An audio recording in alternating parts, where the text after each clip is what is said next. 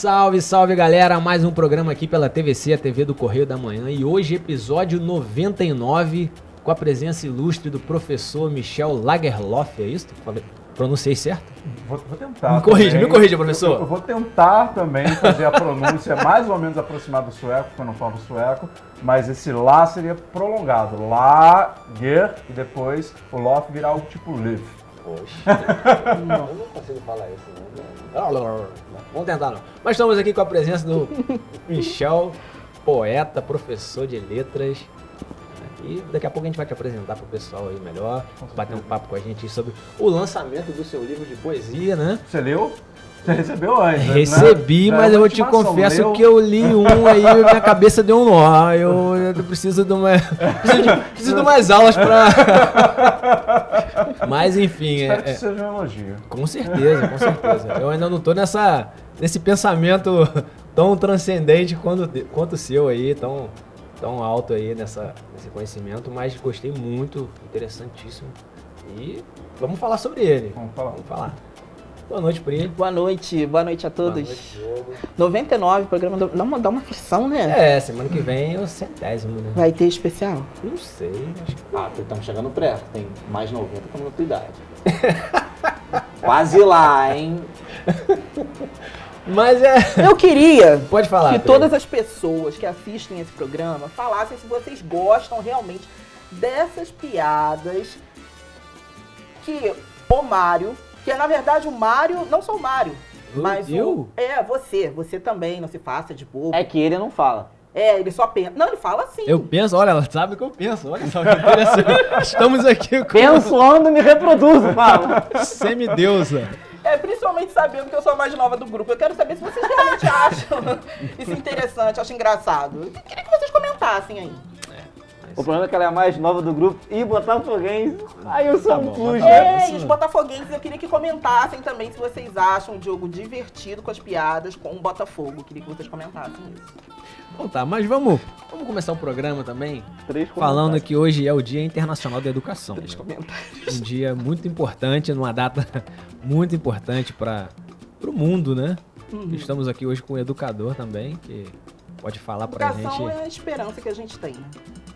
Sim, Eu acho. também acredito. Eu acredito nisso. E vamos então começar, né? Com o nosso Abre Alas aí, que tem coisa bacana, tem coisa legal aí. Coloca na tela, por favor, o primeiro assunto do nosso Caiu na Rede,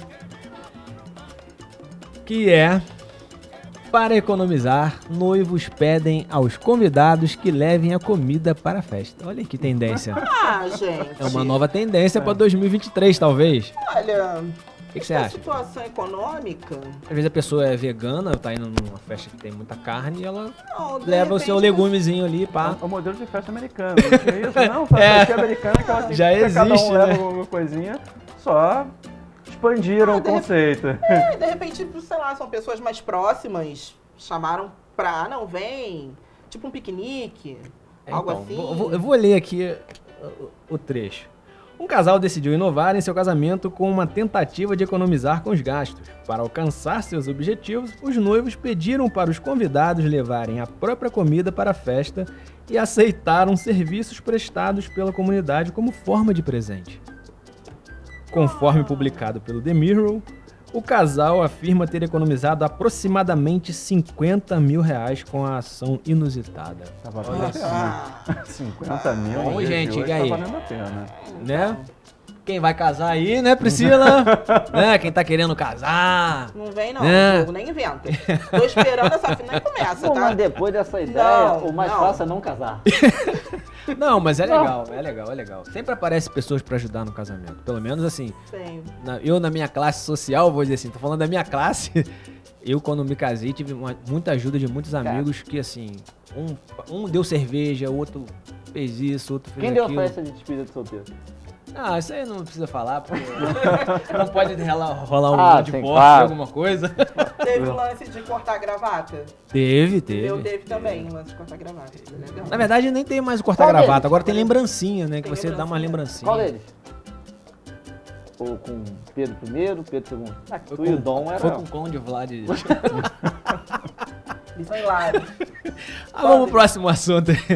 Mas, Michel, que já é casado, Michel? Como é que é? Oi? Você já é casado? Tá encaminhando? A gente tá planejando, tá planejando. Então tá bom. Já é uma possibilidade, uma tendência futura. Essa ajuda. E Diogo também acho que tá no caminho aí, né, Pri? A gente começou há uma semana a morar junto. Tem uma semana. legal, uma semana. Então tá legal, parabéns. Pro ouvinte que não tá entendendo que a gente tá olhando pra lá é porque ela está no backstage, a minha amada, tá? É por isso que a gente se refere ali. Ela falou baixinho, ele tem péssimos hábitos. Brincadeiras à parte. Vamos aí pro próximo assunto, que é... Essa daí tem até vídeo. Torcedores fazem guerra de bolinhas de neve nas arquibancadas. Parece torcedor da minha quinta série, né? A gente fazia isso na escola. Não, até o meu oitavo ano faz isso ainda. Olha, Professor. Só queria te dizer aqui, volta ali, produção, por favor. O começo do vídeo. Olha, uma parte é a torcida do Botafogo, pequenina, né? E outra parte é outra torcida. Não é. Que tem mais movimentação. Esses torcedores são do Sparta Praga, da República Tcheca, e do Nuremberg, da Olha a Alemanha. Priscila lá. Protagonizaram uma cena inusitada nas arquibancadas do estádio Letna.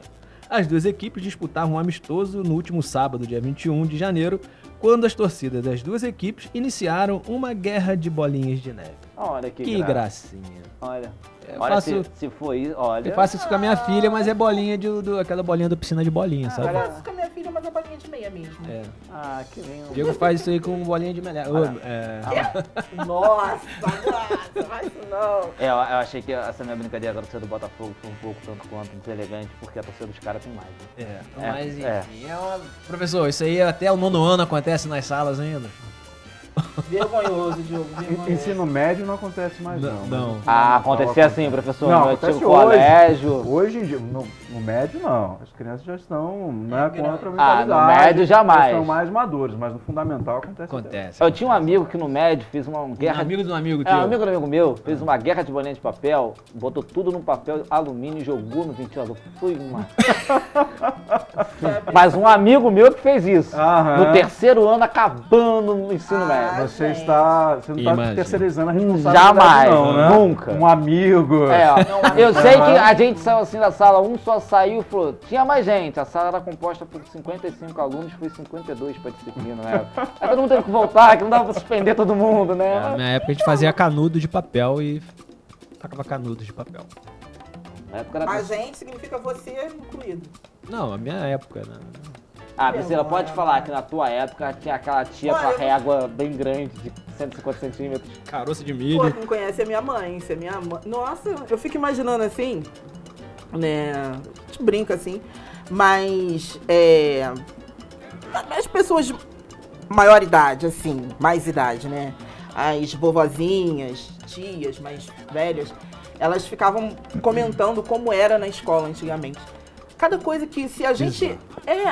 absurdo, castigos físicos assim, absurdos, principalmente nas escolas mais afastadas, na roça e tal, que eu fiquei assim, chocada. Como é que era? Pegar na orelha, né? Não, expor a criança do lado de fora com cartaz. Igual do pica-pau, né? Igual, eu falava, gente, isso é ficção, absurdo. E o que mais acontecia, Priscila? Não sei, você pode me dizer melhor, você tava lá, né? Mas vamos deixar isso aí pra um capítulo de uma polêmica. Isso gera uma polêmica, isso aí você pode... talvez um tema de uma polêmica aí, né, cara? Quando eu estudei com o Dom Pedro II. Não, vamos vem pra cá, obrigado. Pra finalizando, exatamente. Finalizando aí, o Caiu na Rede com o último assunto da semana, por favor. Mulher utiliza aplicativo de localização para observar os passos do marido. Prefiro morrer. É isso aí. Contando sua história numa rede lá do país dela, né? A mulher revelou que sua relação com o marido é completamente baseada na confiança, o que faz com que os dois compartilhem sua localização em tempo real durante todos os dias da semana. Olha então, que bonito, Priscila. Posso prestar um serviço público? O quê?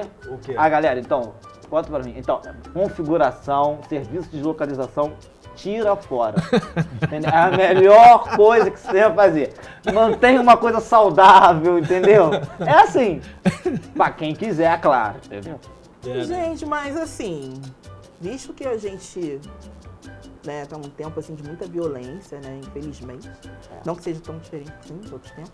Mas a gente tá num tempo de muita violência, então, de certa forma, tem uma forma de segurança, É, não? claro. Onde é que foi essa segura. brigada chuva? No motel. Ficou 3 horas lá, parou de chover 20 minutos a 2. Tempestade, passou uma tempestade, né? Não, é uma coisa assim que vale a pena. Não, acho que é muito invasivo, né? É invasivo, mas a questão, Mas por tem exemplo... mulher que precisa disso, né? Pra relacionamento, adultos, eu acho que é meio complicado, mas pra crianças, Sim. assim, adolescentes, eu acho que é válido. Verdade. A gente pode Né? inverter a frase, né? Observação. Para crianças não é tão válido, mas para adultos e relacionamentos é válido. É assim, né? Aquele famoso namoro sem ser abusivo, né? É, claro. É isso aí. Então, finalizamos, né? Acabamos aí. Falando nisso, acabou de estar aqui, ó. Descobri onde é que tu tá. Não tenho. Não, quase a confiança. Eu tenho um chip já tô com Ah! É isso. Veio da vacina? Já tô chip. É, exatamente. É isso. Exatamente. Eu tomei 4 doses e tô Faz com o isso chip. não. Meu chip tá reforçado. É, veio da Faz isso vacina. não. E tô esperando a quinta dose. E o chip tá renovando É. o meu chip. Não Entendeu? vou piar o O nosso quê? programa, gente. Faz Não, isso poxa, vai, Pelo tô amor de falando. Deus, isso é absurdo. É o chip, eu recebi o chip. Esse fantástico mundo Não de vou, Bob, né? não vou mais pro Professor céu. sorria. Não vou mais pro céu porque eu tô chipado. Enfim, o Pique tá Ainda com bem o que você não Diogo. recebeu o lote do jacaré, né? É verdade. Poderia estar Passamos dessa fase. Poderia ter sido. Não uma poderia estar outra aqui assustando as crianças agora, o pessoal que tá nos assistindo, né? Mas o Pique tá contigo. Vamos tem muito conversar. esporte aí, né? É, tem muita coisa boa, coisa ruim. Bacana. Bota pra aí, produção, show de esporte, por favor. Muito obrigado. E o primeiro tema foi o falecimento no último final de semana. O Gilson Ricardo, nativo aqui da cidade de Petrópolis. Né, o Gilson infartou no último domingo à noite e nos deixou, né? Pode voltar os pesos aí à família, os amigos do Gilson Ricardo, né? E só começamos a falar de coisa triste, agora vamos falar de coisa chata, de coisa bem chata. Bota na tela pra mim, por favor, produção, o Daniel Alves, né? Que foi e que está preso na polêmica lá do crime, polêmica não, no crime cometido na Espanha, né? Um crime cometido no dia 30 de dezembro. E dali em diante foram 10 dias de investigação da polícia espanhola, né? E o Daniel Alves, na última sexta-feira, foi prestar um depoimento por livre e espontânea vontade, que ele não tinha sido ainda intimado. Entretanto, a polícia teve um mandato de prisão dele concedido. Deu 2 versões de depoimento, né, Mário? Uma versão que ele falou que não teve... uma era assédio sexual, né? Não tinha relações. No segundo depoimento ele falou que teve relações, mas foram consentidas pela menina, né? Pela mulher. Enfim, assim, não tinha vídeos, mas pelo que a gente buscou, eu apurei tentar ver, a justiça espanhola tem um vídeo que a mulher entra no banheiro, ele entra logo em seguida e fica 15 minutos trancado com ela dentro do banheiro. Então, assim, não tem muito o que fazer. Acho uma tremenda besteira, burrice, estragar a vida de uma pessoa e se estragar a sua própria vida cometendo um crime, né, gente? Então, assim, tem que se pensar muito nas ações que faz, porque você acaba, primeiro de tudo, estragando a vida da vítima, né, que sofre... Sabe, assim, minha concepção, posso dar um comentário? Pode, por favor. Tem pessoas que acham que pelo poder financeiro, pelo poder de influência, acha que tá acima de tudo. E ninguém tá acima de ninguém. Justamente. Ou acha que ninguém tá vendo, né? E pode tudo. Eu posso... Por favor. Eu li que o segurança, né, do lugar, acho que é boate, não sei. Foi uma boate na Foi Espanha. uma boate, Isso. né, eles têm um treinamento. Parece que a moça em questão saiu do lugar chorando com 2 amigas e eles têm esse treinamento para ir verificar o que aconteceu. Né? Ela chamou a polícia logo depois do ocorrido, só que ele tinha ido embora e foi embora da Espanha. Então, assim, ele voltou nessa semana e Sim. teve que desenrolar, né? E parece que ela não quer Não, ela não quer... Não quer mídia, né? Não quer Porque, Não quer... indenização. Indenização Indenização. também. O que a gente pode falar é que agora ele quer dar uma outra versão sobre depoimento. Eu não sei quantas versões podem ser dadas na Espanha, enfim.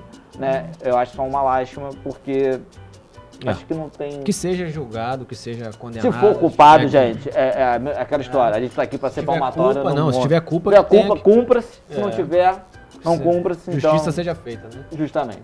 Né? Falando só isso, só para dar um parênteses, no caso Robinho, que a gente trouxe aqui, né? Que ele tinha que cumprir pena na Itália, enfim.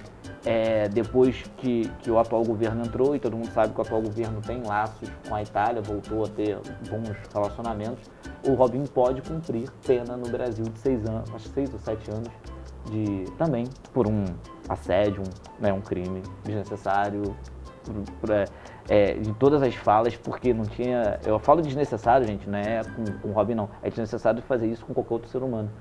O não tá aí. Você aceitar, acho que você tem que aceitar a palavra não. Não quero, não posso. O não também é para ser ouvido. Então, é que o Mário muito falou. Acho que essa galera, né, que acha que todo mundo, ou ninguém tá vendo, ou com dinheiro, ou com, enfim, pode comprar tudo, pode fazer tudo. Uma hora dá problema, né? Ó, vamos falar de coisa boa. Falando de coisa boa, vamos falar do Flusão. Bota o Flusão na tela pra mim, produção. Nem tão boa assim. Eu pensei que ia falar coisa boa, por que eu não falar Botafogo? Ué. Então, vamos falar do Flusão. O Flusão aí tá aí, mais uma vitória contra o Bangu no último final de semana, mais um jogo bom, mais um jogo de... O time do Diniz, eu posso falar que é um arame sem farpa, né? Ele cerca bem, mas não arranha. Ele faz o mínimo, 1-0, é um time que tem posse de bola, mas ainda não... Pegou a liga Não ali, pegou ainda um pouquinho do que era no ano passado. Mas o Fluminense está 8 jogos sem perder. Os do Campeonato Brasileiro, os 5 do Campeonato Brasileiro do ano passado e os 3 do Carioca desse ano. Então o Fluminense está aí, o Fluminense volta a campo nessa semana para jogar mais uma rodada do Campeonato Carioca. Um belíssimo campeonato, meu Deus, que campeonato. Vamos falar de campeonato. Bota aí para mim, pode botar em sequência a dupla. Bota dupla não, vamos falar primeiro do Botafogo, o Glorioso, bota o Glorioso na tela. O Botafogo tinha que enfrentar o Vasco na última segunda-feira. Entretanto, a federação mudou o jogo para o dia 16 de fevereiro para as duas equipes jogarem com o time titular. O Botafogo volta a campo essa semana. Eu não sei o adversário, mas o adversário conhece perfeitamente o Botafogo, que já mudou os jogadores, porque a gente trouxe aqui as vagas de emprego do Botafogo. O Botafogo tirou uma galera, botou outra, então é isso, né? Para com isso. Fogão aí, eu acho que o Fogão agora vai. Vai. Agora vai. Sim. Agora vai e quem quiser pode continuar mandando currículo, gente. Tá aceitando, tá? Vamos falar do Vasco. Bota o Vasco na tela. Aí, Priscila. O Vasco faz que um corte. jogou Tem que fazer na... um corte desse. Não, tem... Não. A galera do Botafogo aí, comenta aí. Já temos aí 2 comentários. A torcida toda do Botafogo comentando. É isso aí, galera. Muito bom. O Vasco no final de semana jogou amistoso contra o Inter Miami. Ganhou de 3-0. Foi um jogo horrível. Nossa, péssimo. Eu nem perdi meu tempo. Eu tentei ver assim, se o Inter Miami é time, o veterano que o meu pai joga é seleção. Nossa, é uma coisa linda. Mas o Vascão ganhou, tá chegando hoje, quer dizer, ou já chegou hoje no Brasil, o time principal, que vem entrar a campo na próxima quinta-feira, também pelo Campeonato Carioca. Vamos falar o time que importa no Rio, graças a Deus, para muitos. Bota o Flamengo na tela, porque é o melhor futebol que dá para falar no Rio de Janeiro. Tem elenco, tem futebol, tem banco, tem a sogra do treinador. Só não tem estádio, né? Quem falou? Tem o Maracanã que ele fala. Quem falou foi o Mário, gente, não fui eu. Mas Mengão, é um grande time. Mengão tá jogando agora, então espera acabar o programa e vai ver o Mengão. Mas o Mengão tá jogando agora e entra em campo no próximo sábado. Bota aí a outra imagem pra mim, produção. Porque no próximo... Final. É isso aí. No próximo sábado é a Supercopa do Brasil contra o Palmeiras. Volta pra mim. 4h30 da tarde. Acompanha na Rede Globo ou na Sport TV, que vai dar essa final. Palpite pro jogo. Pra gente finalizar com chave de ouro. Prefiro não falar. 1-0 Palmeiras, que eu sei por dentro. Priscila, 1-0 Palmeiras por dentro. o nosso convidado tem time. América Futebol Clube. Olha, Eita. o grande Mequinha, mais títulos de Ameriquinha, Carioca que Ameriquinha. o Botafogo. É isso aí. E a Portela vem logo em seguida. Tem notícias da Ameriquinha? Eu não tenho acompanhado. futebol. Série B, o Americana tá na Série B e começa só no meio do ano. Pois é. Então, mas palpite pra esse jogo? Não. Eu vou de 2-1 Flamengo. É. Eu acho que... Eu também acho que dá Flamengo. Embora tu Palmeiras, você respondeu por eu mim, acho que o Palmeiras não vai conseguir. eu acho que o Palmeiras também não leva, não. Por isso, fundamos. Beleza. Então, vamos pro Vou intervalo, fazer uma rápido edição, intervalo. Vou fazer Sim. uma edição de tudo que você fala do Botafogo. Vou jogar no grupo de torcedores do Botafogo. Não faz isso. 3 pessoas? Ah, não. Com- Não quero ser cancelada por 3 pessoas. Faz isso não. Não faça Faz isso. não, Faz isso não. Por favor, torcedor do Botafogo, eu amo vocês. São Ama minoria nada, e ama vão nada. sempre no meu coração. Vamos pro intervalo antes que isso aqui acabe em discussão. Daqui a pouco a gente tá de volta, não sai daí não, beleza?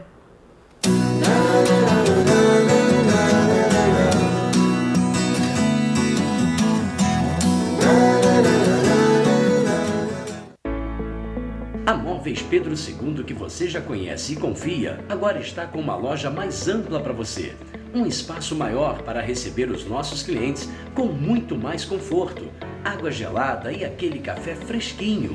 Ampliamos e aumentamos a variedade de produtos no salão e nos catálogos. Aqui você encontra qualidade e garantia de levar móveis com estilo e beleza. Nossa casa está maior para deixar a sua mais bonita. Móveis Pedro II, mesmo atendimento com mais conforto. Crediário próprio em até 10 vezes e cartão de crédito parcelado em até 12 vezes sem juros. Móveis Pedro II, venha nos fazer uma visita.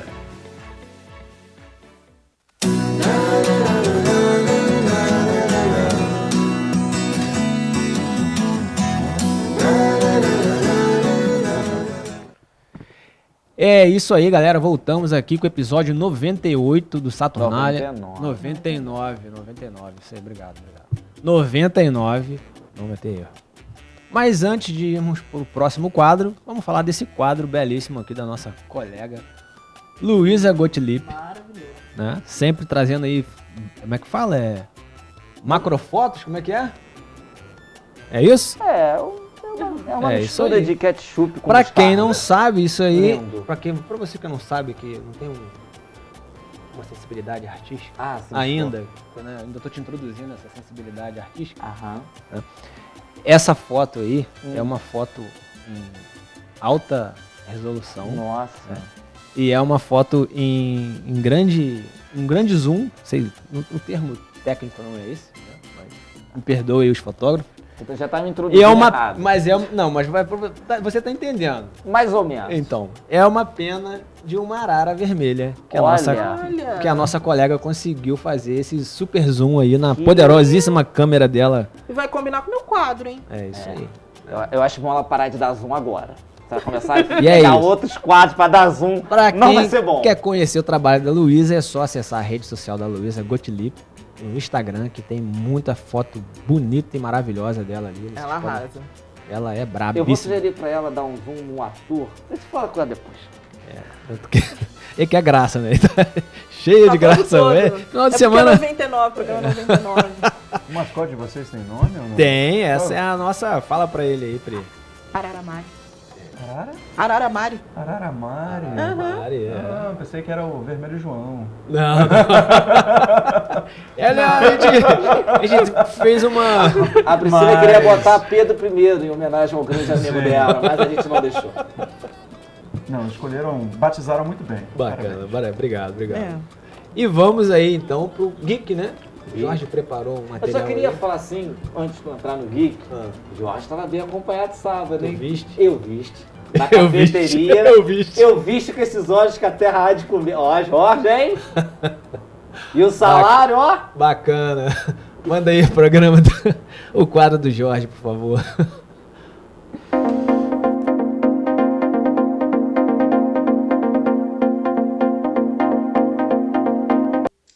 Fala galera, vamos falar de Invincible. Exatamente, a segunda temporada tá vindo aí, a primeira acabou com a Bent, se não 18. A classificação, se eu não me engano, na Amazon Prime, porque é uma série exclusiva, a Amazon Prime, de um quadrinhos mais antigo, é 18R. Então, criancinhas, não dá pra ver. Eu vou deixar vocês com o trailer dessa vez, porque não dá pra ficar falando muito sobre o que tem, mas o trailer revela muita coisa sobre a segunda temporada. Principalmente sobre... Aí, né? Jorge tá mano. Tá, esses rapazes... Ok. Daqui a pouco isso aqui vai virar contigo. É o Diogo Lobo. Que isso, Diogo gente? Lobo. Eu também só queria aqui deixar o convite já aqui, nosso novo contratado da casa, Amin. Amin Kader, Por né? favor, Amin, estamos te esperando, hein? Exatamente. Por favor. Isso aí, queremos uma entrevista também aqui de frente com o Diogo. Pô, aquela careca linda. Se vier, eu dou um beijo na careca, hein, Amin? Eu já tô avisando. Isso aí. Obrigado, Jorge, aí mais uma vez. Jorge, pra quem não sabe, né, Pri, tá sempre aí contribuindo pro programa. Sim. Muitos compromissos, né? Pô, agora mais ainda, pô. Nossa, gente. E Pri, tá contigo aí, né? Porque a São gente tem que muito conversar com o maldosos, nosso... Deus me livre, Eduardo. Vamos conversar daqui a pouquinho com o nosso professor. Vamos Vamos sim. Então, tenho certeza que nesse momento vocês já ficam pensando, pô, lá vem a Priscila trazendo... Pedrada. a pedrada, uma notícia pesada, um clima estranho, mas dessa vez não. Dessa vez eu tenho uma boa surpresa. Ah, que bom. Receita de pudim? Muito bom, professor. Bom, professor, bom, professor. Muito bom, professor. Receita. Poderia ser, O que né? você mudou na receita aí? É. Botou um pouquinho mais de Nossa, fermento? tem um Natal maravilhoso, E- mas não é isso. De Hoje- milho natural? Não, é um Não, pudim de milho, pudim maravilhoso. mesmo. Depois passa a receita, muito Quero. bom, excelente. Mas não, vamos falar sobre moda.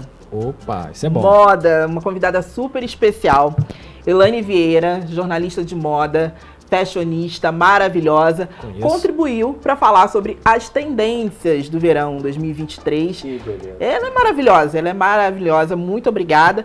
Coloca pra gente, por favor. Começando pelas cores.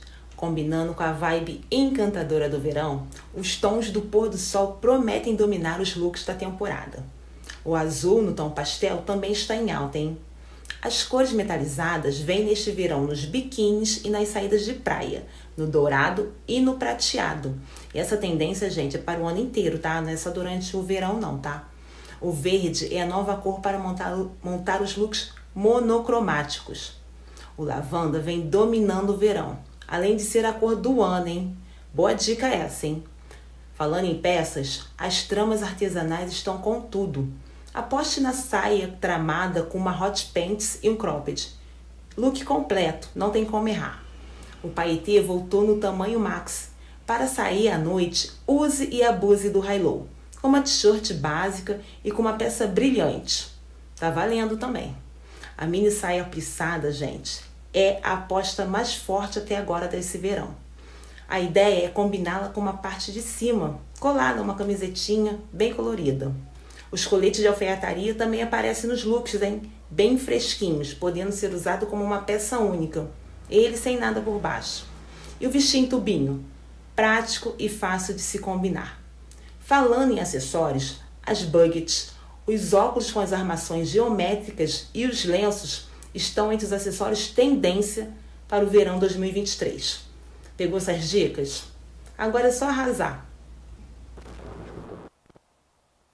Obrigada, Elaine. Muito obrigada pela sua colaboração. E Tá vendo? o convite tá aberto O pra vir convite aqui está falar com a aberto gente. para vir conversar com a gente. Elaine é Tô precisando de uma umas dicas de profissional moda aí, cara. fantástica, maravilhosa. E muito obrigada. É bom a galera saber, né? O Sempre. que a gente... Você viu aquele óculos enorme? Agora esse óculos... Abelhão? Não, esses óculos... Não Ela vou usou o assim, termo... vou usar? Ontem a Ana... Não, no último domingo a Ana Carolina foi no programa do programa aí. Luciano Huck. Ah, Né? Com aquele óculos, tinha 8 lados, acho, o óculos. Agora, então, tem essa tendência, né? Triângulo, um retângulo bem marcado. dá pra tu usar xadrez com lista, fica fashion pra caramba. Né? Igual um modelo de milharal, né? É isso. Isso aí. Mas eu só queria saber se a tendência desse ano é a folha de bananeira. Ninguém comenta não, né? Não. Tá bom. Elaine, obrigada, tá? Muito obrigada pela sua participação. E é isso. Boa. Bem E leve. fica aberto aí já o convite O com a Elaine, tá, né? Tá aberto. Já vamos agendar com ela aí essa participação aí, né? Vamos ver, né? Se ela vai Vamos. querer participar com vocês. Vocês são... Vai sim, pô. Nós somos... Só comigo, com certeza. Ah, pode ser também, eu fico aqui nos bastidores aqui, não me importa quanto a isso, não tem problema. O importante é a presença dela aqui. Mas vamos aí bater um papo com o professor Michel, não vou nem inventar de tentar falar sobre o nome dele mas de novo. fala, Não, tenta. Lagerloh, não sei. Brincadeira. Lagerloh. Ah, Boa. viu? Agora eu aprendi, Lagerloh. Ah, E é isso aí, então o professor Michel, que é natural do Recife, né, Michel? Natural do Recife, terra Pernambuco. bonita. Mas considera-se petropolitano por obra do destino. Conta pra gente essa transição aí, como é que é Recife, Petrópolis. Isso, eu sou de 84. Bacana. 39, tá? Pra quem tá fazendo as contas. de 84. 84. Se ele é de Só que ela é de 1984. 884. Não é de 884. Né? Pra deixar claro. Eles são tão divertidos. Mas fala, quase Michel. não me aguento. Não dá ideia pra eles não, que... Mas a minha mãe era jornalista, Bacana. então ela foi transferida, trabalhava na Abril, ela foi transferida para Petrópolis. Então foi a última residência, vamos dizer assim, de trabalho dela, cidade, que a gente acabou. Você chegou com ficando que por idade aqui em Petrópolis? Foi. Eu não sei exatamente, mas foi antes da Copa de 94.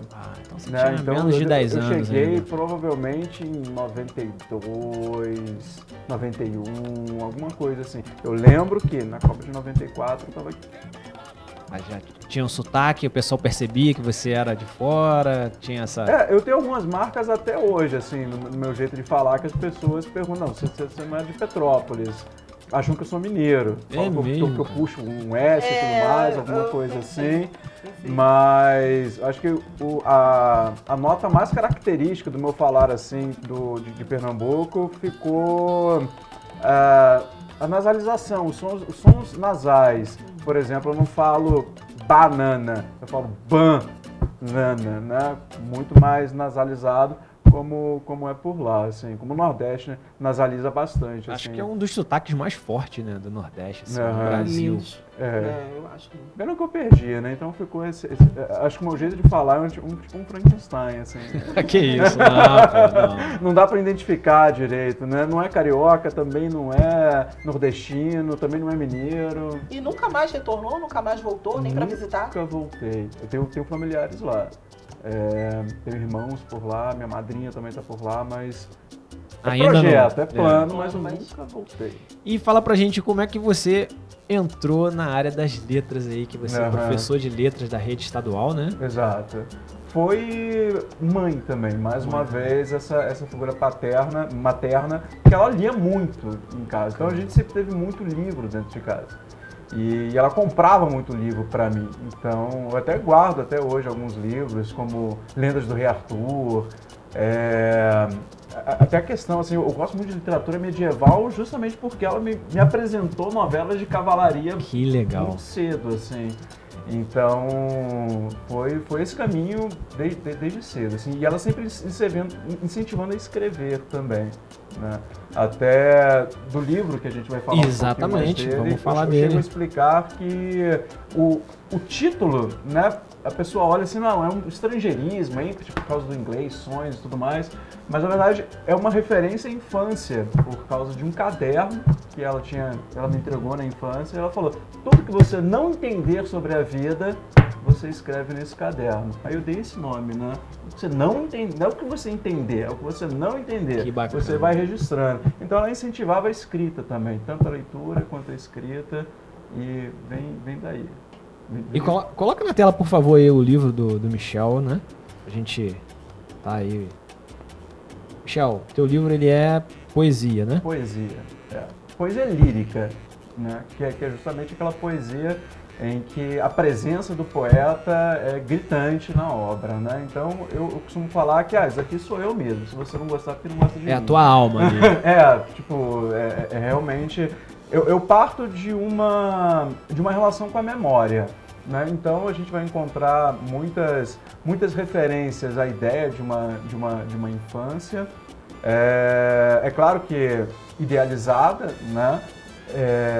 Normal isso, mas eu não fico apenas na infância e eu também não fico apenas na memória. Eu utilizo essa memória para uma teoria da linguagem mesmo, que seria tentar você ferir a linguagem que no caso eu considero a poesia um brinquedo de infância, né? Como minha mãe havia me introduzido nas letras muito cedo, eu considero escrever, o ato poético, né, de escrever algo relacionado à infância. Então eu acho que é uma das metáforas assim, do livro, é você pegar um instrumento, né, da sua infância e conseguir tentar alguma coisa mais grandiosa com ela. Professor, pode. Claro. Partindo para um outro assunto, porque eu acho que assim, às vezes a gente não... Eu sei um pouco que a minha mãe é professora, mas às vezes a gente estava falando na pandemia, mas o professor está trabalhando um pouco. Como é que foi a pandemia para o senhor trabalhar e conseguir transmitir a informação através de uma câmera, né? E a gente não sabia muitas das vezes se o aluno estava prestando atenção, se o aluno não estava ali. Como é que foi esse desafio nesse tempo de pandemia para o senhor, assim? Como o senhor pode passar isso para a gente? Sim, eu acho engraçado porque existe uma visão, assim, da sociedade que o professor não trabalhou na pandemia. Muito pelo contrário, trabalhou muito mais, né? Exato. Eu via, inclusive, por exemplo, em notícias, porque às vezes as escolas voltavam a funcionar e depois tinha que interromper, tinha essas situações, e eu ia acompanhando nas notícias, sempre assim, a população falava, não, o professor não está querendo trabalhar, o professor não trabalhou, e eu completamente o contrário, você trabalhou muito, você trabalhou demais, e quase que em dedicação exclusiva, porque a gente começou a receber mensagem 10 horas da noite, 11 horas da noite, até mais de meia-noite eu cheguei a receber mensagem. Um planejamento que tinha que ser um planejamento muito, muito rígido, justamente para poder gravar as aulas, porque, por exemplo, no meu contexto de trabalhando com rede estadual, eu tive dois modelos, assim, tanto de gravar a aula, gravar conteúdo, quanto de ter a aula ali remota, né, com toda a turma, ou pelo menos a maior parte, acontecendo, e um planejamento assim que realmente tinha que estar muito bem alinhado para que não houvesse... Tentar diminuir o impacto, né? Não, e não só isso. É porque muitas vezes o aluno também, ele tem uma certa timidez, assim, sabe, para se expor. Então, era muito comum que os jovens, né, não colocavam a sua imagem ali, ficava tudo preto, né, e você ficava se comunicando realmente, assim, no computador, uma tela que você não sabia quem eram as pessoas, tudo preto, ou colocava uma imagem de um anime, assim, e às vezes conversava muito pouco. Então, esse planejamento muito rígido que eu digo era justamente para você saber que você está atingindo. Olha, eu não estou vendo às vezes essa pessoa porque ela está querendo se esconder, né? Vamos dizer assim. Se esconder não, acho que ela está com problemas de se revelar. Ela não quer se revelar ali para você, para essa troca, mas você precisa atingi-la de qualquer forma, né? Porque o seu trabalho é justamente atingi-la. Então isso foi desafiador. E também uma das questões que a gente viu, eu trabalho em escola pública, analfabetismo, como é que a gente pode dizer? Digital, né? Analfabetismo digital em relação aos nossos jovens saberem muito bem utilizar as redes sociais, mas na hora de utilizar um editor de texto, um Word, a gente pedia enviar um arquivo para você, enviar um arquivo, utilizar um e-mail, né? Não estavam capacitados para isso, né? Então foi uma outra aprendizagem também, além dos conteúdos essenciais que a gente tem que trabalhar, também trabalhar aí nessa esfera do analfabetismo digital. Seria, como sua observação, é necessário que isso seja... Porque hoje... na verdade é um fenômeno muito interessante, né? Porque essa geração, digo assim, sei lá, de 10, 15 anos para cá, eles não tiveram acesso a aula propriamente dos programas, por exemplo, né, para escrever, fazer tabela, esse tipo de coisa. Foram direto para as redes sociais. No antigo colégio, no antigo colégio São José, eu estudei, tu tinha o Word, o básico, o intermediário. Isso. Né? Mas o professor é da rede estadual e municipal, né? Estadual, municipal. Há uma carência nesse conhecimento aí ser Sim. democratizado, que é necessário que seja. Né? Exato. Ô professor, só rapidinho para passar para o professor te perguntar, eu vi também uma coisa que me deixou muito interessado e achei interessante.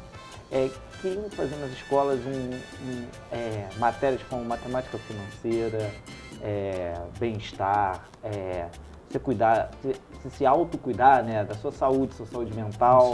E a gente criar jovens que saia desse trivial e aprenda mais coisas para estar mais preparado para o futuro. Qual é a sua opinião sobre isso?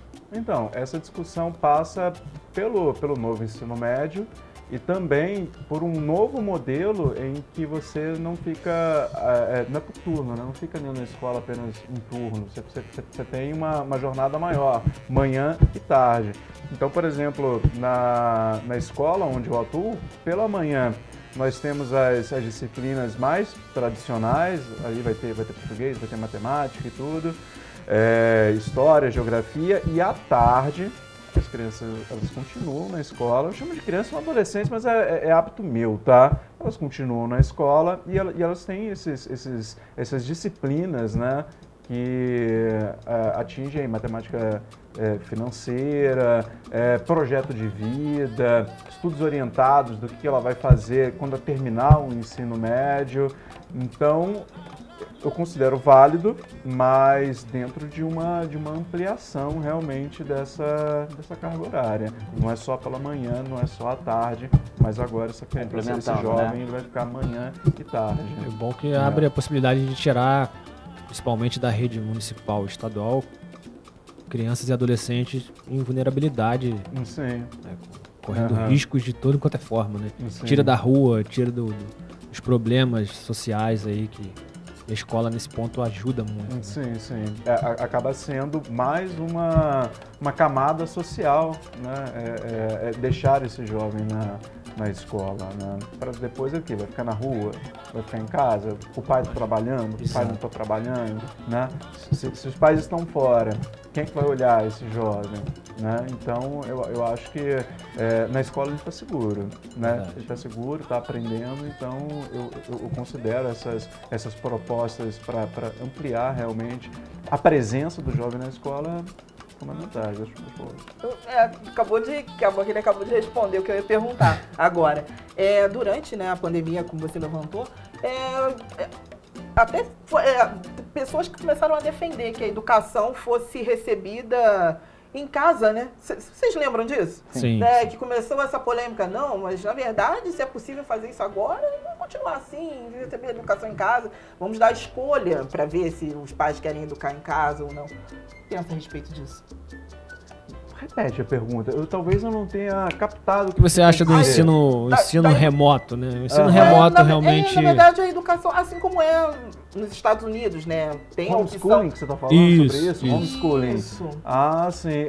Havia um debate, se eu não me engano, teve até um debate que passou pela legislação, que eles estavam querendo que houvesse a possibilidade de um pai colocar o seu filho nessa modalidade de aprendizagem em casa, homeschooling e tudo. Mas a pandemia também mostrou que muitas vezes o pai não aguenta mais aquela criança dentro de casa. Teve muitos relatos. Tinha áudios brincando, né? É claro que isso aí é uma questão muito séria, né? Eu não sei se todas as famílias, todos os pais estão estruturados para isso. Havendo essa estrutura, eu não vejo nenhum problema. Mas eu faço a ressalva que a escola também não é apenas o conteúdo. Existe toda uma construção social ali, convívio, né? Do convívio, exato. A socialização primeiro dessa criança na família, depois na escola. Eu sou pai de uma menina de 4 anos e assim, o que ela recebeu de instrução, de conhecimento no primeiro ano dela, sim, teve um avanço. Sim. Então, você deixar a criança em casa, como você está falando, né? Vai ser, talvez o desenvolvimento da criança será igual àquela que vai para a escola e convive ali. É um estudo social que tem que ser feito aí também antes de. Talvez possam, sim, eu não vejo problema. Mas a gente não pode esquecer que a escola não se encerra nisso. Professor, quando o senhor fala de estrutura, né? Acho que, né, gente, não é só estrutura de equipamento, não. É a estrutura também de uma pessoa que está explicando para uma criança emocional, uma estrutura intelectual. Preparo. Um preparo, porque muitas das vezes a gente pode falar aqui, umas 4 aqui, falar de um assunto e a criança entender de uma outra forma, tem que explicar, enfim, né? Acho que vale mais uma estrutura emocional e um preparo do que às vezes propriamente quem está nos escutando. Mas eu tenho equipamento, eu tenho notebook, eu tenho, né? Acho que não é assim. Sim. Mudando um pouco o caminho, né? Você mandou pra gente na sua biografia que você também tá aí trabalhando com a parte de antologia sobre terror. É isso mesmo? Sim. Isso aí, mas como prosa, é isso? né? Como assim? Fala pra gente um pouquinho aí, como é que é esse... A gente pode falar em poesia e a minha poesia, ela é muito visceral no sentido de eu mesmo me esfaquear para mostrar as minhas vísceras, mas no terror eu me escondo, assim, né? Na hora de escrever prosa, eu prefiro que haja pouca presença do escritor, do Michel, né? Da pessoa mesmo, assim. Então, eu gosto, assim, é um gênero que eu sou muito familiarizado para escrever, né? Em terror, também por uma construção, assim, de infância, assim, não só de gostar muito de filme de terror, mas é porque na minha infância tinha muito gibi de terror, né?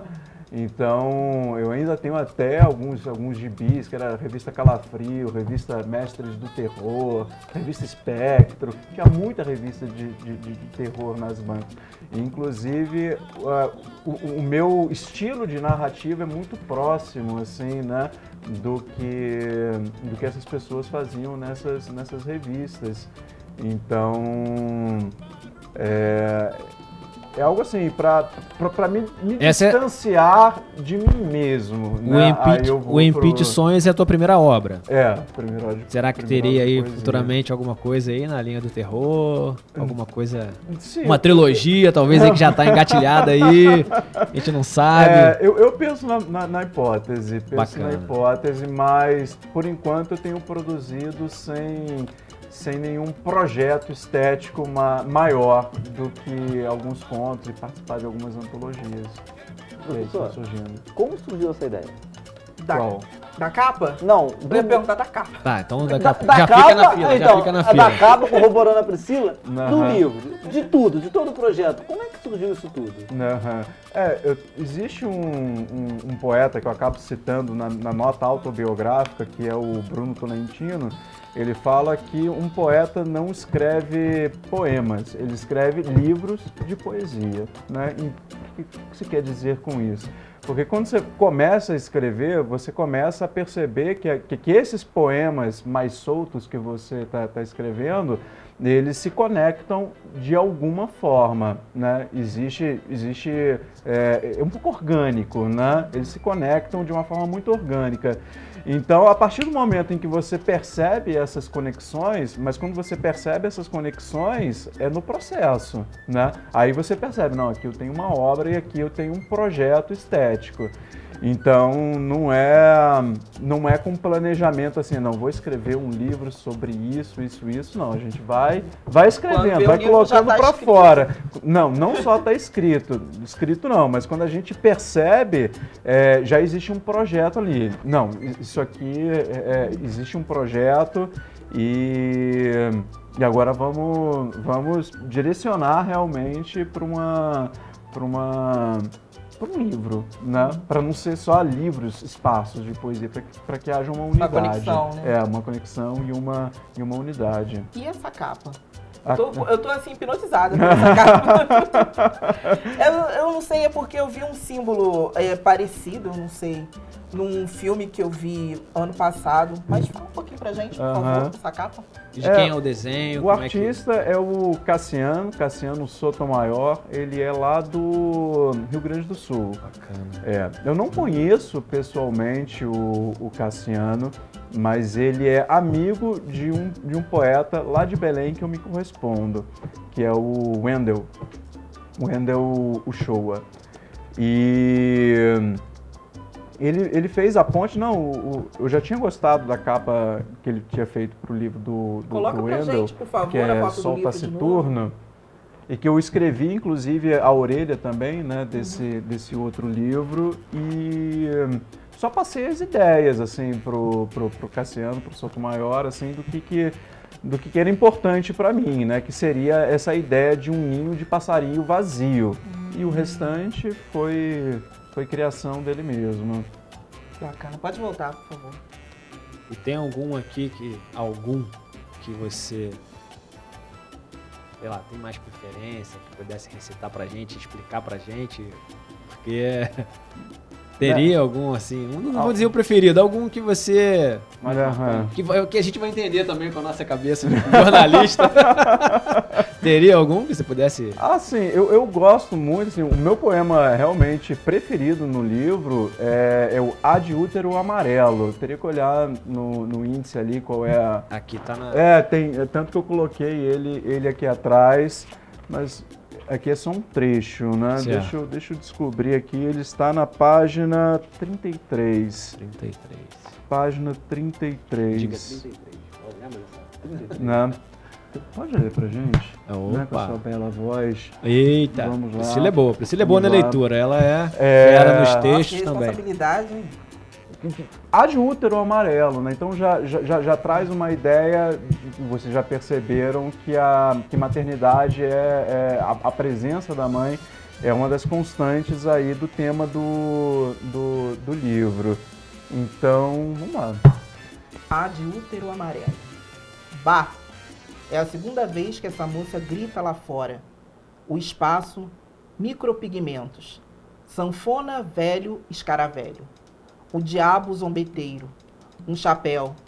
A flauta esgrima. Algum som que não consigo explicar. É Tóquio. Se eu pudesse explicar, seria Tóquio, da qual nasce a cidade. Simplório. Antipalavra. Metamorfo. Samurai. Os pardais no cavaquinho. A cigarrilha amarela. A velha cartomante. A vela. Aqui faz frio.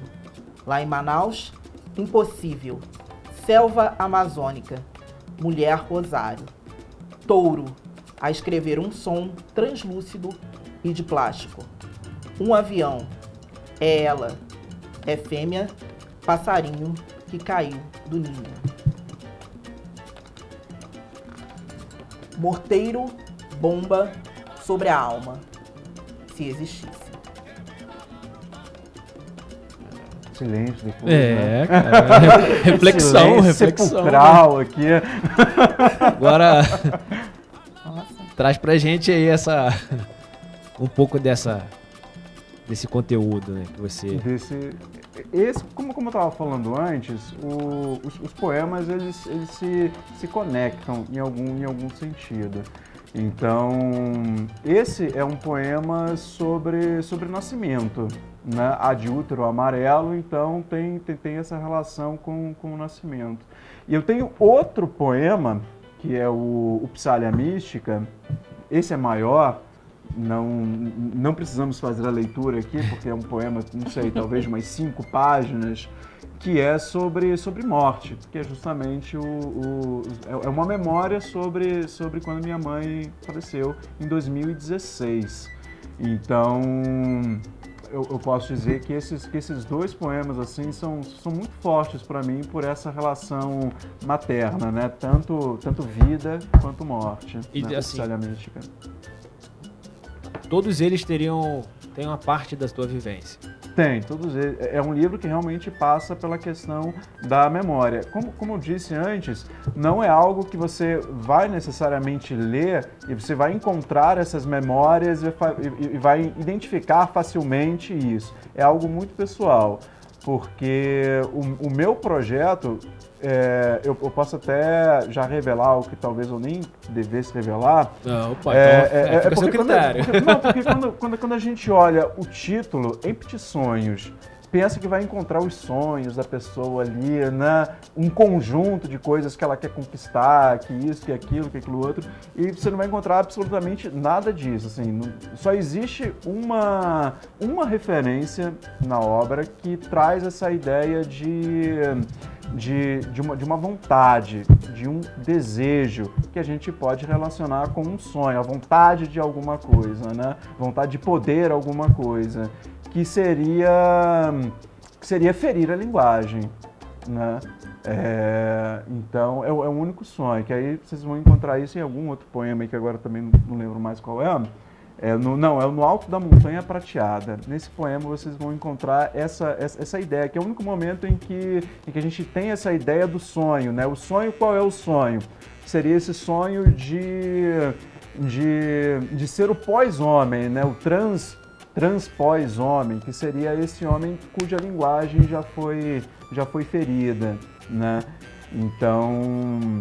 Quem quiser, professor, desculpa te cortar, mas não, quem claro. quiser Conhecer tua obra, adquirir essa obra hoje. Sim, com a editora Penalux, que foi quem publicou, a casa editorial. Então no site tem... Penalux, exato. Wilson e Tony são os editores, e lá pelo site é possível encontrar o livro. O pessoal, para saber, editora Penalux. Né? Penalux, exato. Só procurar aí, você consegue mas encontrar. Chega fácil. Mas assim, embora você tenha falado que há muito de você na obra, eu senti uma conexão com o Adulterão Amarelo. Quando eu li, assim, eu senti uma conexão. Eu acho que funciona mais ou menos assim com a música, né? Às vezes o compositor, ele coloca um pouco da sua história, ou de uma história que ele conhece, ou algo de si na música, e outras pessoas, ao receberem aquela obra, eles se conectam de alguma forma, se identifica com uma parte da história. E fiquei muito bonito, interessante, muito interessante. E para 2023, o que temos aí? 2023, só terror. Poesia não. É? Esse já foi um projeto, apesar de ser um livro de 80 páginas, é um projeto que levou mais de 4 anos para escrever, né? Então... Mas também você concilia muitas coisas, né, Michel? Assim, você trabalha, você está cursando também, está mestrando? Doutorando? Concluo agora. Não, mestrado. Né? Concluo agora o mestrado, minha defesa vai ser 8 de fevereiro. Legal. Isso no programa de pós-graduação da Federal de Juiz de Fora. Em estudos literários.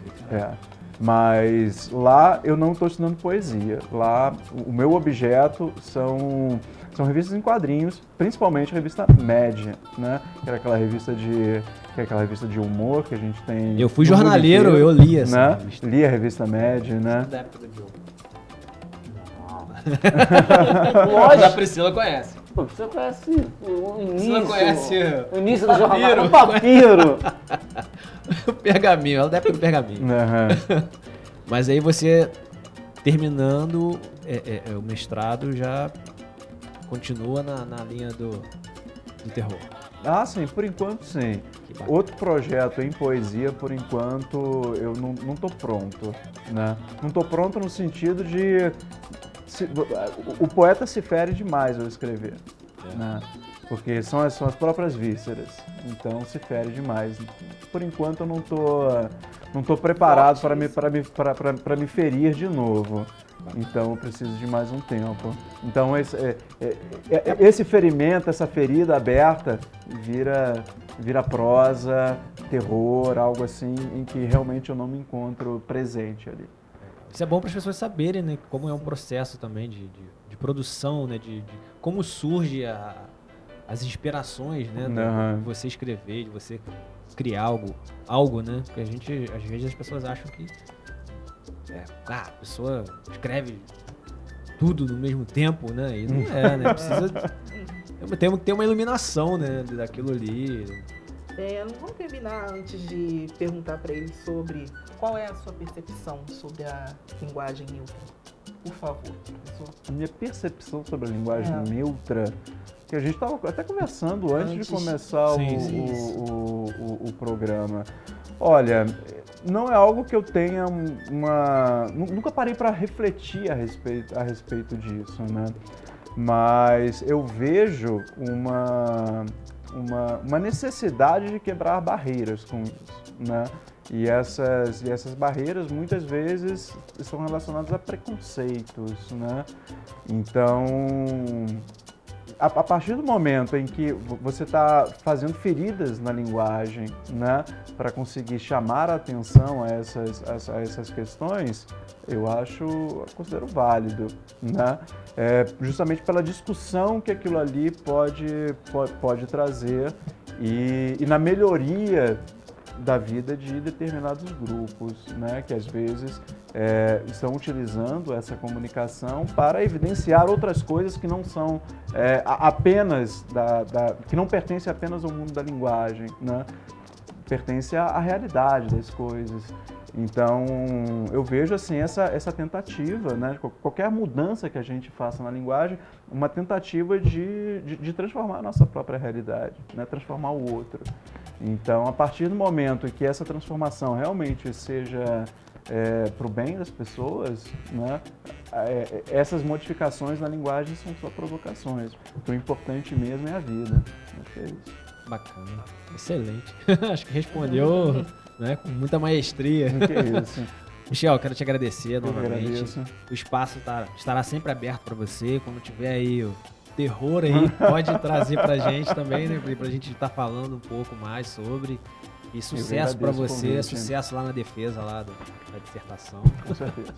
Vai dar tudo certo. Obrigado por tudo. E parabéns aí pelo lançamento desse livro maravilhoso que eu confesso, com toda a minha ignorância, que a poesia para mim é uma coisa... Um desafio. Tenho que viajar, realmente viajar, de você buscar o conhecimento ali, de você. Não é simplesmente você pegar e ler um texto, é um texto filosófico, é um texto totalmente diferente de você ler um jornal, né? Uma notícia. E eu admiro muito, porque eu não tenho esse dom, essa habilidade. E por isso eu admiro e te parabenizo por isso. Da próxima vez, abre uma garrafa de vinho, vai degustando. Eu acho que vai fluir melhor. Mas parabéns e quando precisar da gente, o espaço está sempre aqui, tá bom? Agradeço, foi um prazer. Um prazer te receber aqui, né, Pri? Prazer.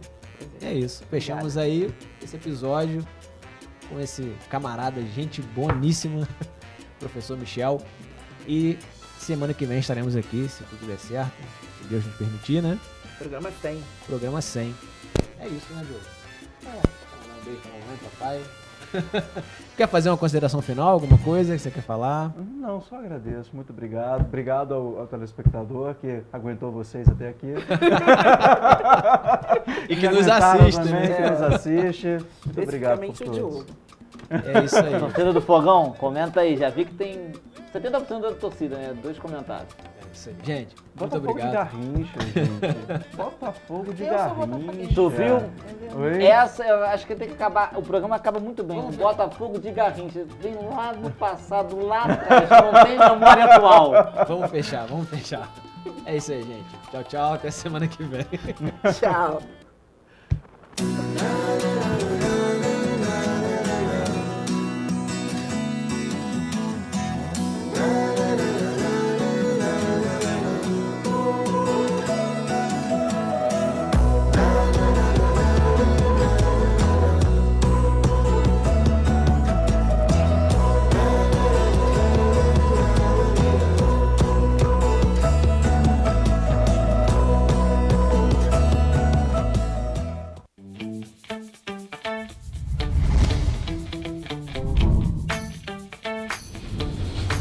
TVC, a TV do Correio da Manhã.